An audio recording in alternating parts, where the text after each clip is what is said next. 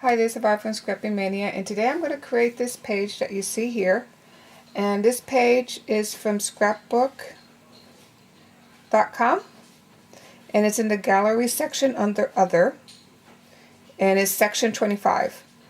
So I'm going to be creating this sketch, and it was the February 1st, 2020. The papers that I'm going to be using for that sketch is going to be these.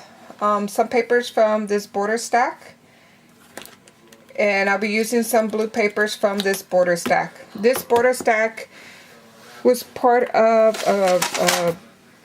a paper pad package, Everyday Brights. So I'm going to be using some papers from in there.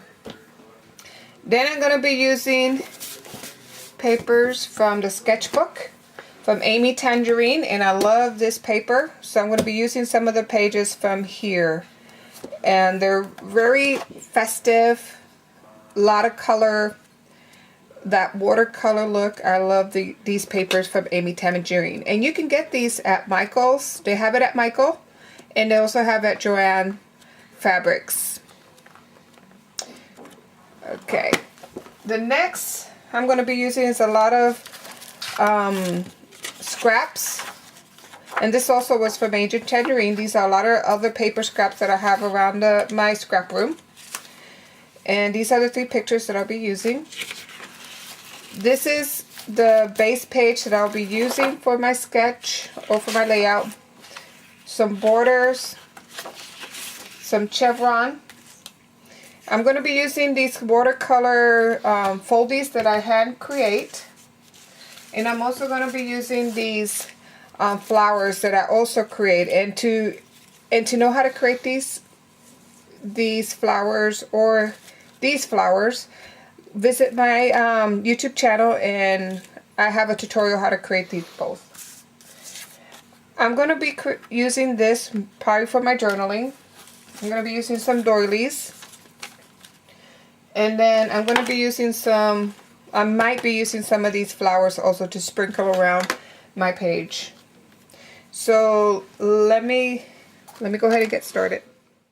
So the first thing I need to do is create that circle. So I'm going to use, I'm using my circle cutter, and the mat that you see, the glass mat, this one is a sliced 12 by 12 mat, which I put some repositional adhesive, so that way it will keep my page firmly on the mat and it won't move while I try to cut out shapes and stuff like that. It really works well. You can get these mats sometimes. I got this one on clearance from Hobby Lobby, so a lot of times you can get these mats on clearance. So then after I did my circle, you just need to use a spatula and kind of remove the pieces up, and it makes perfect circles, as you can see there. So I'm just going to put my mat away. Okay, now I'm going to start creating my layouts, and I'm just putting the circle to see where I want them. And then these are 2 mats that once you put the picture, you lay the picture on top of these 2 photo mats, you won't even see where it meets in the middle. So this is a great technique that if you have a lot of mats, you can go ahead and use them as a band, or even put a couple of mats together to create a whole page. So now I'm just cutting strips out of the Amy Tangerine strip paper and trying to figure out how I want to lay everything. So I'm just taking my time and trying to figure out where I want my doilies. And then that little circle that I created, that with the Cricut and the lace cartridge. And then I'm trying to see how I'm going to use those my foldies that I create, those watercolor flowers, but I end up not using them. And now I'm just trying to figure out how to use the other flowers.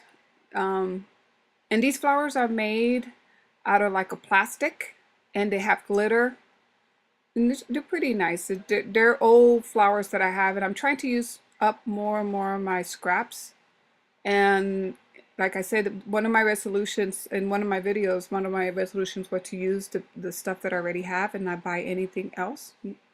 So you're going to see more and more layouts using old products. So now I'm just kind of figuring out if I'm going to use those flowers or not, and just trying to kind of get a feel for my layout. And I always try to create a balance with my layouts, so I always try to create that visual triangle. And as you can see, I have some elements on the upper right, the lower left, and then the upper left, creating like a visual triangle.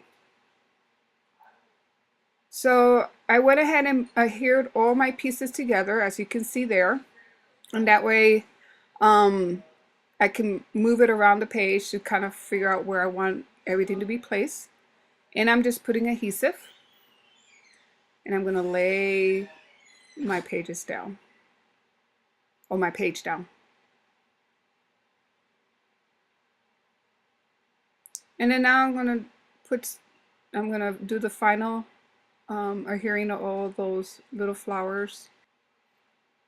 So now I decided to put something on that corner, and it's just a little saying that says everyday moments. And just kind of doing the final touches to my page and gluing everything down. And then I'm going to take a tiny stapler and I'm going to staple most of the flowers and embellishments down. Okay, so I'm done. So here's my page. So I wanted to give you a closer look at the page. So those are some of my flowers, and I kind of use my tiny stapler to attach all the flowers. And I put another cluster there on the upper right hand side. So as you can see, I trimmed a little bit the borders, and I put some more flowers, and then that's the last, and I put those flowers there plus my little. Okay, so that's my page, and I hope you enjoyed this tutorial. Come back to see me for some more. Bye.